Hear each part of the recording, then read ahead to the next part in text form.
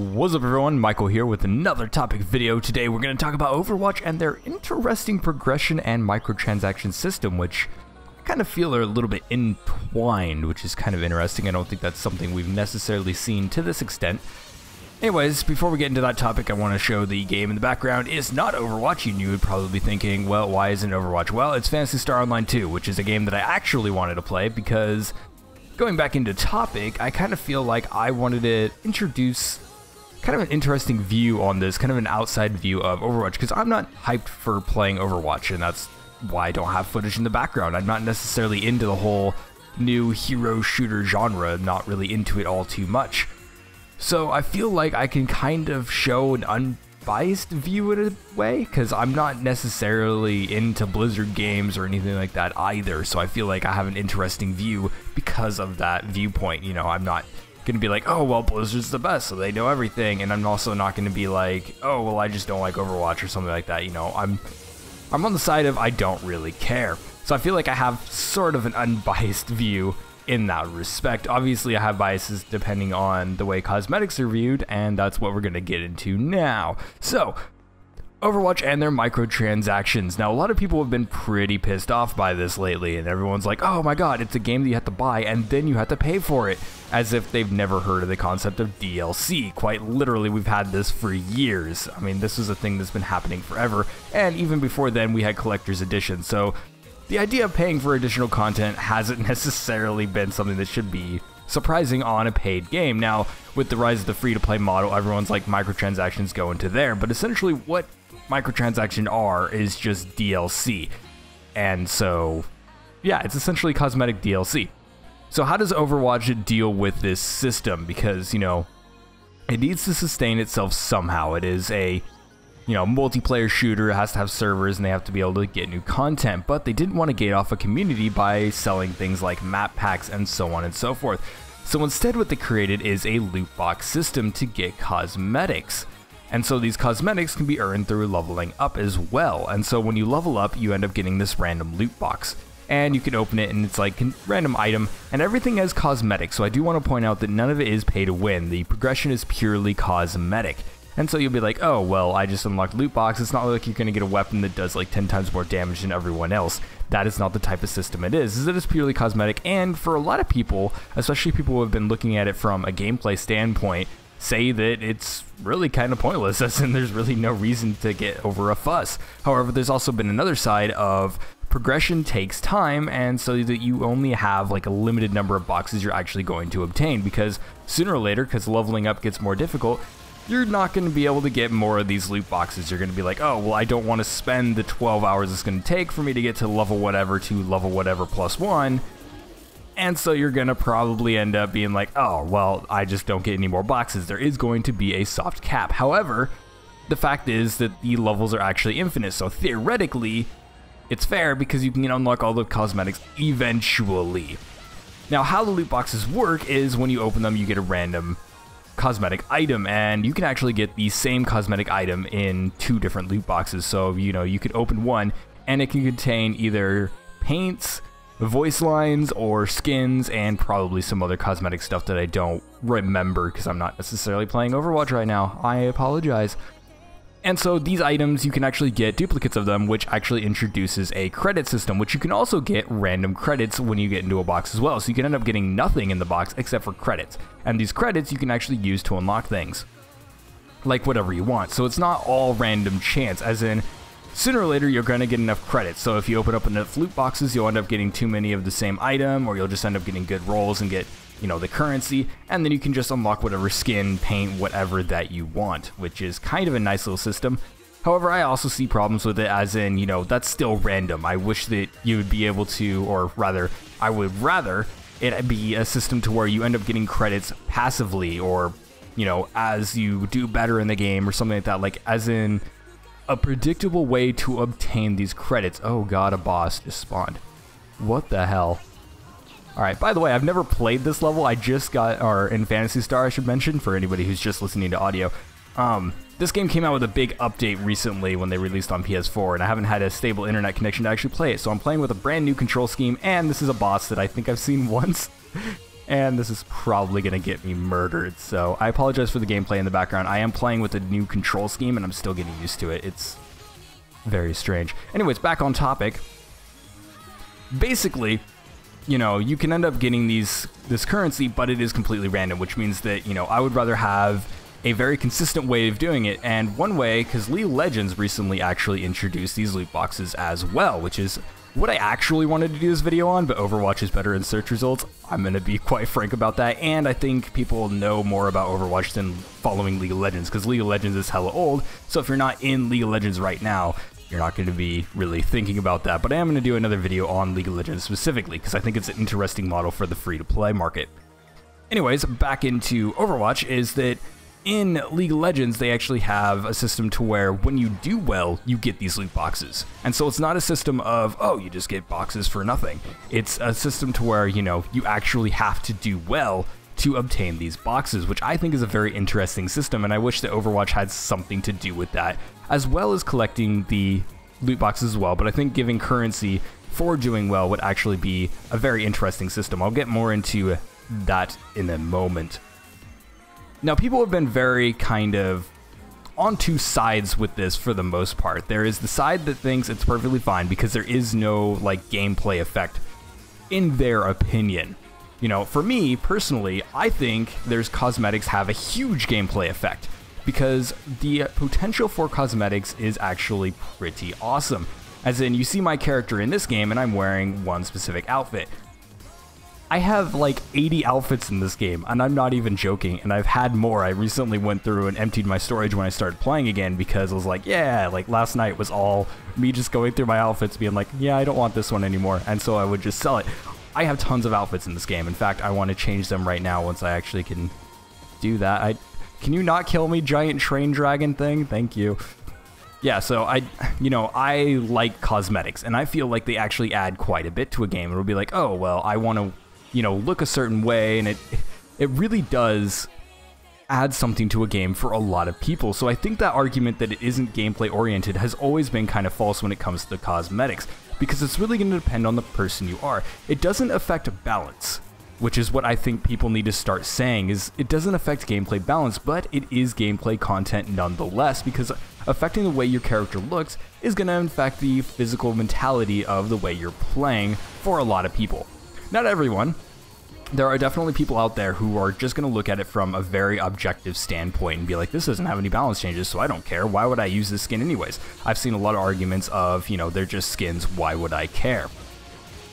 But the thing that really bothers me the most about this loot box system and the way that the progression works is it is kind of gated. And this is a problem with every single game that uses this system that doesn't have a consistent way to unlock cosmetics.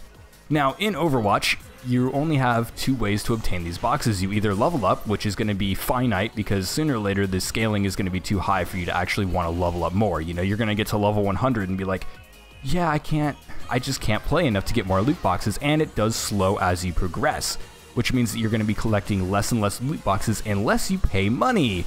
And if you pay money, you can get as many loot boxes as you want, kind of eliminating that finite number. The problem with it is that everything is random. I would rather it be a system to where they had these level up things, and then they had maybe those gameplay elements I was talking about a little bit ago. I'm going to get more into that a little bit. And then also, you know, they had it so that you could pay for a very specific skin. Let's say that you wanted, like, oh, I want this purple Tracer skin or something like that. That's like one of the few characters I actually know, so don't get on me if there isn't a purple Tracer skin. I'm sure there is. But, you know, let's say you want that skin. They should make it so that instead of having to randomly get it through loot boxes, they should make it so you can just outright buy the skin. I think that would be a huge improvement on this system. And I feel like that is something that a lot of, you know, free-to-play games also need to look in as well, as in Phantasy Star Online 2 that I'm playing in the background. Now, I do have a nice contrast with the game in the background right now, is that I have tons of outfits.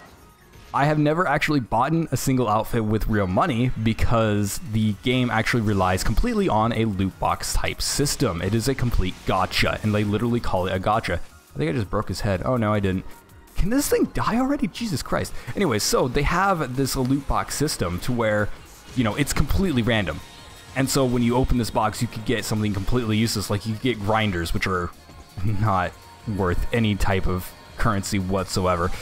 Or, you know, you can end up getting a really popular skin, or whatever you want to call it. Costumes is what they call it in this game.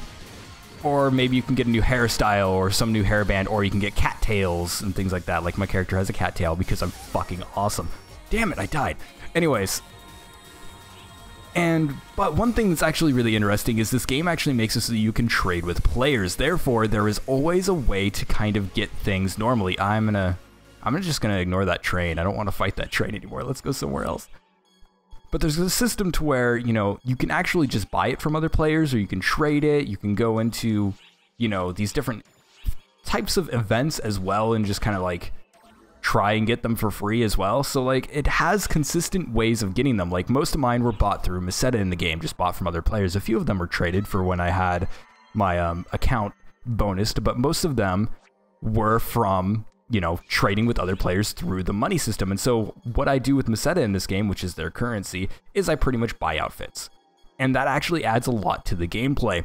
My problem with this random loot box system that's in Overwatch right now is that it doesn't actually add anything to the game in any sort of meaningful way. Yes, it gives you cosmetics, and essentially what it is the level up system is a way to kind of get cosmetics for free. And it's like, oh, I don't want to have to buy these loot boxes. Why don't I just, you know, level up and stuff like that? So it's essentially giving you DLC for free, which I think most people kind of phase over. They could have easily released it all as just per purchased DLC sort of thing. So it's like the, you know, the kind of standard, you buy this skin and you get this outfit or whatever, you know, that sort of thing going on. However, they decided not to do that and introduce a system to where you can end up getting it for free, which I think is kind of awesome. You know, you don't actually have to pay money to get these cosmetics, which I think is super awesome. You know, games like League of Legends took forever to actually introduce systems to where you could do that. And I felt like it actually deterred from the game because, you know, not having a skin in that game is kind of strange when you get to, you know, higher player levels and stuff like that. And not everyone has the money to spend on those cosmetics. But at the same time, I feel like they could have done something very interesting with it, and they kind of skipped out on that. They're like, nah, let's just do something very cookie cutter and kind of boring. And it's not like we see a bunch of games doing this kind of progression system tied to these cosmetic boxes. That's actually quite original. You know, there's very, very few games I can think of. Like most particularly Valve games are the only ones that I can really think of to where, you know, your level actually gives you boxes, aside from maybe one or two free-to-play games that I've played. And those games are not good examples because they have other systems that I would not even want to touch because they're so pay to win. But regardless, I feel like those are interesting systems, and I do know Ghost in the Shell, Standalone Complex, the multiplayer one that came out, I have a video on that one you can check out if you want to. That one also has a system to where when you level up, you actually get a random box as well, so it's not like we haven't seen that system. But the problem I have with it is the fact that it doesn't actually add any gameplay elements. I feel like games these days don't really look at cosmetics as gameplay elements, and I feel like Overwatch missed an opportunity. As I was making a comparison to League of Legends, you know, if you do better, you actually get boxes, and that's actually how you earn boxes, and it affects your drop rates of different things as well. So it's like, oh, I want this, you know, box, you know, I want to get these random chances, well, I better do better in game. So it kind of promotes a gameplay style. It's like, I want to improve so I can get more of these boxes. You know, it kind of adds an incentive. But games have gone beyond that in the past, as in most people kind of call it as, you know, a nostalgia trip. Whenever I mention, you know, why don't games have it so that you can unlock cosmetics anymore?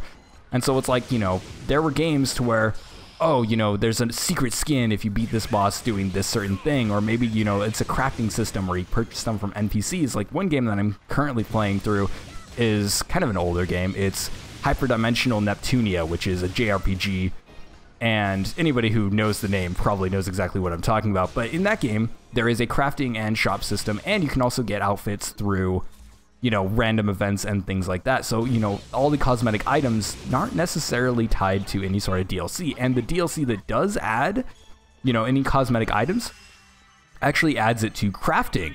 And it adds, you know, events that actually give you new cosmetic items. So instead of just being like, oh yeah, you bought this DLC, so here's these items, it actually added content to the game. And it's like, here's some gameplay to your cosmetic items. And I think that's super awesome, and I wish more games did that. And I feel like Overwatch could have easily done that, maybe like a daily mission system, or maybe they could just introduced it so that, you know, they had like daily missions like, hey, kill this many people or play this many matches, or just very simple things that have been in free-to-play games for like ever, basically. And it's been recently coming into pay-to-play games as well. So, you know, like Battlefields or Call of Duties and things like that. I don't think those two necessarily, but you get what I'm saying. I think Battleborn has a system as well where, you know, they have daily or weekly events and things like that. And I feel like they could use that to end up making people earn maybe currency, or maybe they earn some sort of, you know, loot boxes, or maybe it actually, there's a specific cosmetic to where people will be able to earn it, you know, for that limited week. So it'd be like, oh, for this week, you know, you can earn this cosmetic. And I feel like that would be a much more interesting system, and it would add actually, you know, content to the game, even if, you know, someone wasn't into cosmetics. Even for those people that are looking for that objective standpoint to where, you know, cosmetics, oh, they don't add anything to the game, you know, because, you know, they don't affect your stats. It would still add something for them to do. It'd be like, oh, I want to do this challenge because it's a challenge. Why wouldn't I? You know, that sort of thing. And so I feel like they kind of missed half the market with this idea. And the fact that everything is completely random and you can't just outright buy a skin that you want, the only reason they're doing that is so that people buy loot boxes. There is absolutely no other reason you would make a system of that type. You know, being able to kind of look at these other types of models to where it's like, oh yeah, you know, League of Legends has these random boxes you can actually purchase now. But it also has those things to where it's like, yeah, I just, you know, want this skin. And that's kind of been standard for quite a while. And, you know, the reason they do that is because there's hundreds of champions and hundreds of skins. You know, you're not going to be able to have a random box that's going to give you guaranteed what you want. Some people are like me and they don't really care. And so, you know, those random boxes work perfectly. I play a lot of characters. Now, one standpoint to that on the random elements, these things are going to get away from me. This is embarrassing. This is the very first time I think I've failed that mission. Can I stop it? Maybe they made this harder because they seem to be running quicker. Sorry, I'm getting into the game a little bit. I'm having a lot of fun playing this game again. It's been a long time. This is probably one of my favorite games of all time, by the way. So that's why I'm playing it. You can deal with it.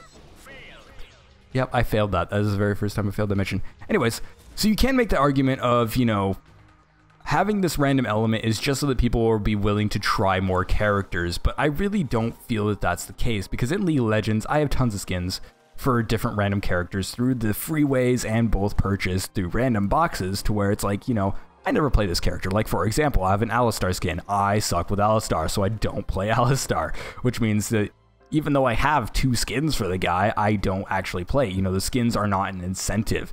And maybe it will be for some people, but I feel like it has a novelty range, as in it's going to kind of wear out the novelty. You'll be like, yeah, you have that skin for 2 or 3 games, but then you're going to be playing somebody else. And it can also have the opposite effect in that same vein, to where, oh, I only want to play this character because I have this skin, which can be very detrimental to a team play.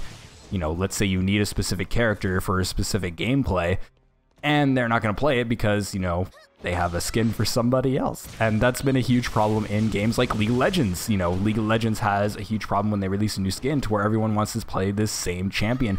And so everyone's counterpicking it, and it becomes very frustrating, especially for people in ranked matches. Whenever they release a new skin pack, you know, you have to, if you're in lower elo, you have to avoid ranked because everyone's going to want to try that new skin out. So, you know, that's kind of my conclusion on it, is that there's a lot of people on both sides, and I think they have some strong points on both sides, and it is very much a subjective thing. But I think on the objective side of things, they could have made it more interesting. You know, they could have tied it into gameplay and actually added content to the game instead of just having cosmetics thrown out there. You know, it is better than just having a cash shop, and I think it's awesome that they allowed people that don't want to spend extra additional money to actually get cosmetics, because a lot of games out there don't allow that, to where, you know, it's a DLC pack. You know, you got to buy this DLC pack to get whatever skin that they have on sale. But this actually introduces a system to where people can get those skins without having to, you know, cash in some money. And so that's kind of a nice system. But the randomization in it, and the fact that it's just kind of a boring system, it paints a way for the future, and I think it's something we're going to see a lot more of. You know, cosmetic progression is something that has been very interesting, and it's been done somewhat in the past. You know, you get champions or in games, or, you know, you get levels and then you get medals and things like that. You know, it's something that's been there, but it's always been accompanied by, you know, the other kind of objective type of progression. And I feel like just purely cosmetic progression, especially with this hero shooter genre kind of growing, and the MOBA genre, you know, still sort of floating around, as in there's other MOBAs still releasing that are actually quite good, and I hope, you know, for their future, like Supernova is a game that I want to do really well, you know, to where they can actually do these cosmetic progressions without, you know, ruining gameplay. But unfortunately, a lot of these newer hero shooters and MOBAs, such as Supernova, introduce objectively better, you know, performance for your level, which I think is extremely unfortunate. But I do like this idea of cosmetic progression. I just wish that they would have done it more interesting, and I think that the microtransactions kind of sully the entire thing. You know, having these things as microtransactions makes it so that the system feels gamed a little bit. Where the hell is this guy? There was an enemy on my radar and I couldn't find him. Hello, enemies. So yeah, that's kind of my conclusion on this. I don't know if I rambled too much or repeated myself, but that's just my thoughts. It's been kind of rummaging in my mind, and I've wanted to talk about this sort of thing for quite a while because, you know, I saw it in League of Legends and I'm like, yeah, I can do it on that. But then, you know, Overwatch came out and everyone's hyped about Overwatch, which I'm not part of that party. But yeah, anyways, make sure to like, comment, and subscribe for more videos like this one, and tell me what your thoughts are, because I'm actually really curious on what most people think, because right now, over, you know, the whole internet and everything, everyone's always on one side or the other, which, you know, the extremes are always what gets represented the most. You know, people are like, I love it or I hate it, and a lot of people are just against microtransactions in general, which I think is a little bit absurd, because, you know, I like the idea of DLC, and I have for a really, really long time. I remember one of the first games I bought DLC for was Halo and those map packs, and I was like, oh, this is so freaking cool, you know, being able to get more content in a game, because, you know, that was a time in my life to where I had hundreds of games, but they were all beaten. There was nothing left in them, and I would have loved to go back to some of those older games with DLC. And, you know, I was like, oh, I could get, you know, additional dungeons and stuff like that. Like, I'm not really worried about the financial side. And yes, DLC has gotten expensive, and microtransactions are getting a bit ridiculous in their pricing. But I feel like it's a good system, and that's an entirely different subject I should probably do a video on eventually. But yeah, just give me your thoughts on it. And what do you guys think of Overwatch? Because I don't know. I was okay with Battleborn, and Overwatch seems a little meh. I'm not really a Blizzard fan, so that's probably why. But, you know, I'm not into the whole genre that much. I got really bored of Battleborn very, very quickly, and so, you know, maybe it's because I'm so much into the MOBA genre that I kind of see the comparisons. And, you know, there's also Team Fortress, which I didn't really click with well, which essentially these games are Team Fortress 2 and or MOBAs kind of combined. So, you know, I don't know, there's something about the genre that I don't necessarily like. But yeah, give me your guys' thoughts in the comments and stuff like that, and I would love to hear it, because I am genuinely curious on what people think. But yeah, anyways, that's going to be me for this video. Sorry for it being so long. I didn't actually expect it to be so long. I'm just enjoying playing Phantasy Star, but after this I'm doing another video, so I won't be playing Phantasy Star, which makes me sad.